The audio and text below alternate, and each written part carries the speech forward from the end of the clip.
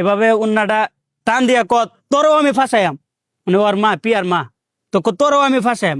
মেয়ের কাছে যা আছে ছেলের কাছে তো তা নাই। মেয়ে যায় সুন্দর চামড়া, থানায় যায়, যাইলেই মামলা। ওরা মামলা নিতে পারে, মামলা নিয়া পোলা ভান্ডার দিব হাসায়া, আর জেল কাটে তাহো।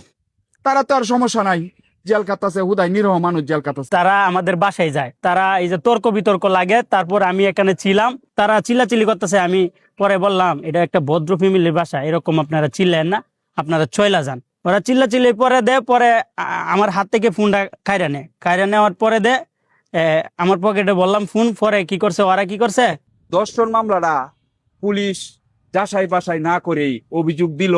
হ্যাঁ, একটা নারী হয়ে গিয়ে অভিযোগ দিল, আর সাথে সাথে অ্যারেস্ট করিয়াই জেলখানায় পাঠায় দেয়। কিন্তু আমি সরকারের কাছে আকুল ভাবে একটা আবেদন, এই দর্শন মামলাটা যাচাই বাছাই করিয়া যদি সত্যিকারী সে দর্শনকারী হয়ে থাকে তার বিচার হোক, এটা আমিও চাই। কিন্তু আমরা যাচাই বাসা করিয়া পরে আমরা অ্যারেস্ট করেন। এই নিরীহ লোকটিরে মহিলার আগে অভিযোগ করলেই আমরা যায় দর্শনে নিরীহ লোকটিরে দৌড়িয়া জেলখানায় গিয়া পাঠায় দেন।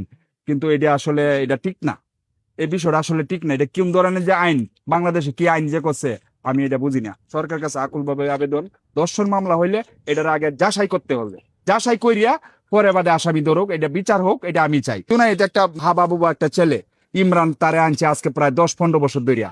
হ্যাঁ, বিয়া করলে, বিয়ার কথা কইলে বেটা লজ্জা। হ্যাঁ, বিয়ার কথা কইলি লজ্জা। আর এই সারারে নেই দর্শন মামলা লগে এন্ট্রি করে যুক্ত করে নেয়, সারারে নেয় জেলখানা দিছে। আমার পোলা একটা নিরহ একটা ছেলে, ইমরান একটা নিরহ ছেলে, আর হেরে নিয়ে দর্শন মামলা দিয়া হেরে হুদাই জেল কাটে যাচ্ছে। আমার ছেলেটা শ্বাস প্রশ্বাসের সমস্যা, হাড়ের সমস্যা। কিন্তু এটা কার কথা কে শুনে? সরকার তো আর এইগুলা শুনবে না। সরকার কইছে দর্শন মামলা, আর দর্শন তো আমার পোলা করে নাই, মিথ্যা মামলা যে আমার পোলারে পাঠানো হয়েছে। আপনারা তো এইগুলা দেন না যে মামলা মিথ্যা। আপনারা গেছে কারণ